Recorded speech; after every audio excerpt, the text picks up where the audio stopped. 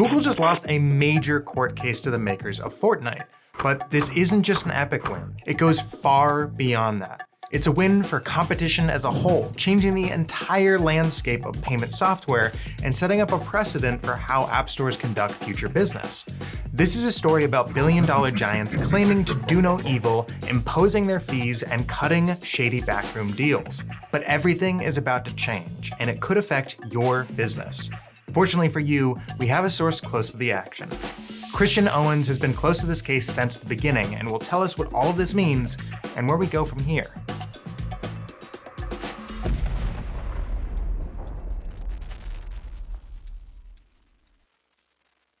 Really what we see today with this kind of amping up started in earnest in probably 2020. Paddle founder Christian Owens was a witness in the Epic versus Google trial, and he's also offering testimony in many other similar cases. If anyone knows the ins and outs of a billing system, it's Christian. I built the first version of Paddle over 10 years ago and sort of really have just tried to stay as close as I can to the product that we build and how we help people building apps and software. But why did Epic call upon Christian's expertise in the first place?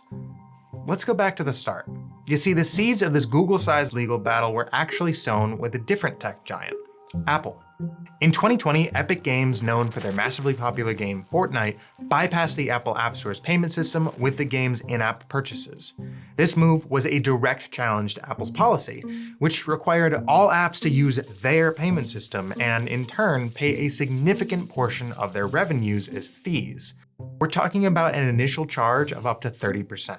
It's people sitting there being like, either I've done the work to kind of build this infrastructure myself, I'll take this burden off of you that you're going to charge me 30% for. You're just sort of charging me this money because you can charge it to me. It's not just big players like Epic getting hit either. Those most affected by these imposing fees tend to be smaller companies that rely on Apple and Google to keep their businesses afloat. We're not talking about people who are making hundreds of millions of dollars a year here. We're talking about people who are making hundreds of thousands of dollars, maybe a couple of $1 million, and they have a small team. Even if you put in years worth of work on your own payment platform, it didn't matter. If you didn't use Apple's, you were kicked to the curb with no questions asked.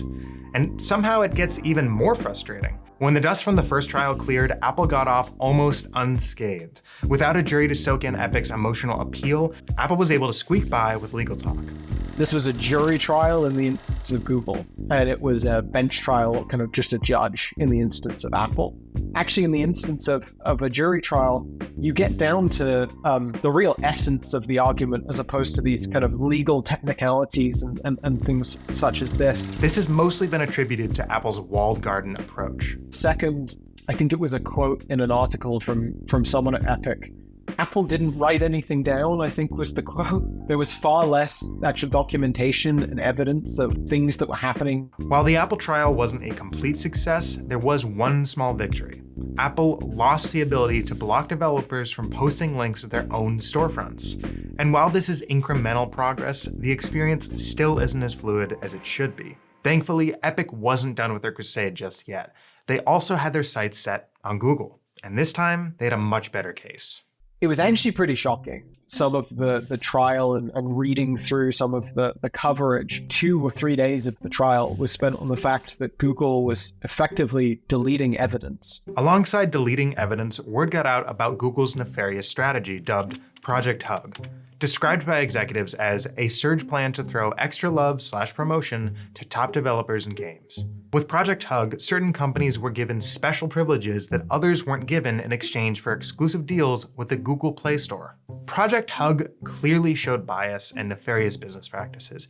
For example, Activision was given a $360 million check. If you're at Activision, you're thinking, like, why wouldn't we just launch our own store where you can buy all of our games from? Project Hug was basically, we're going to write you really, really big checks to encourage you to distribute your apps on Google Play. Epic tried to paint these transactions as bribes, but it ultimately wasn't seen that way by the jury. However, it was difficult for Google to justify giving favorable treatment to some, but not all, when the majority are stuck paying hefty fees. Their arguments were, these are sort of like prepayments or kind of marketing credit. So some of these, when you hear $150 million or whatever it is, Sometimes it's $75 million in cash and then $75 million in co-marketing. But then you see some of these other deals that were cut, like the Spotify deal, where Spotify's effectively paying 0% transaction fees on some of their revenue and only having to pay 3 or 4% of their revenue for transactions that they process themselves. By cutting deals to discourage companies from selling on their own platforms, the jury had a lot more evidence to pin on Google. When all was said and done, it was revealed that hundreds and hundreds of secret dealings went on behind the scenes. During their wars with Apple and Google, Epic's 1980 Fortnite campaign and #FreeFortnite swept through social media. With these grassroots campaigns, revelations about Project Hug, and the help of testimony like Christian's, Epic came out victorious. Well, for the most part. I don't think Google's just going to roll over and be like, nope, like, how bad, you got us, we'll do whatever you say. I think this legal ping pong is going to happen as well. But despite the jury's decision, a lot of questions remain regarding the future of digital marketplaces. Is this truly the start of an app store revolution? My feeling is that if this is opened up to competition, like actually these app stores sort of cease to be gatekeepers, I think we have an app environment that just looks a lot like the web environment that we've existed in for kind of 20, 30 years and has been pretty great. With the landscape as a whole changing and opening up to more competition, naturally there will be a growing trend towards web-based solutions for app distribution and payment. This change could provide developers with more independence, free from the traditional app store constraints, and given the chance to directly engage with their actual user base. Like a year ago or a year and a half ago, there was this big drama that was happening around the new email app called Hey. David, one of the founders of Basecamp, saying that like this whole idea of native applications and all of this stuff happening natively in these apps that you have to download from the app store is kind of bullshit, and it's like we should kill this. Web technologies and things like this have come along so much that you can build really great experiences. But even with more competition in the space and better web-based solutions, nothing is without downsides. Apple and Google have a history of flipping bad PR into good PR. They could even take advantage of the verdict and flip the script entirely. They'll figure out some other ways to monetize, and then they'll make everyone think it was their idea the whole time. Because they do this with everything. You see this with like USB-C now, and then we have an Apple announcement where they're like, we've created this great new innovation of USB-C. We don't know exactly how the likes of Apple and Google are going to implement whatever their solution is. So I think just build with flexibility and optionality in mind, and don't rely on the App Store version of doing something. Don't rely on the Play Store version of doing something.